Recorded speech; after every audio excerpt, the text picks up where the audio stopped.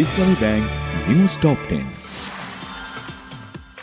এবার এসএসসিতে পাশের হার কমে 62.25%, কমেছে জিপিএ 5 এর সংখ্যাও।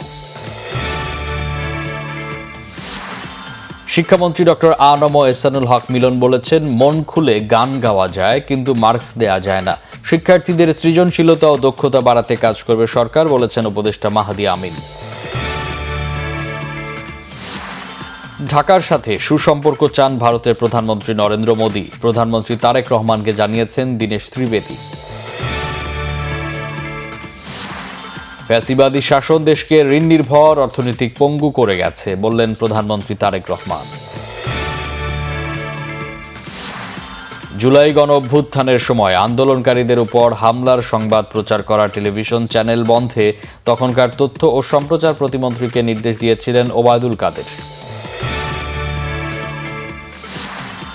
জামাত আমির বিরোধী দলীয় নেতা ডাক্তার শফিকুর রহমান বলেছেন, ফ্যাসিবাদের বিরুদ্ধে একবার লড়েছেন, আরেকটি ফ্যাসিবাদের উত্থান ঠেকাতে প্রয়োজনে আবারও নামবেন।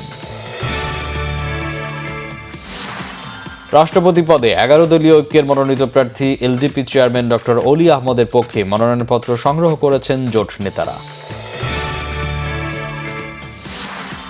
রিয়াদে অগ্নিকাণ্ডে মৃত্যুর শিকার 16 জনের নওগাঁ ও নাটোরের বাড়িতে আহাজারি, লাশ বুঝে পাওয়ার অপেক্ষা স্বজনদের।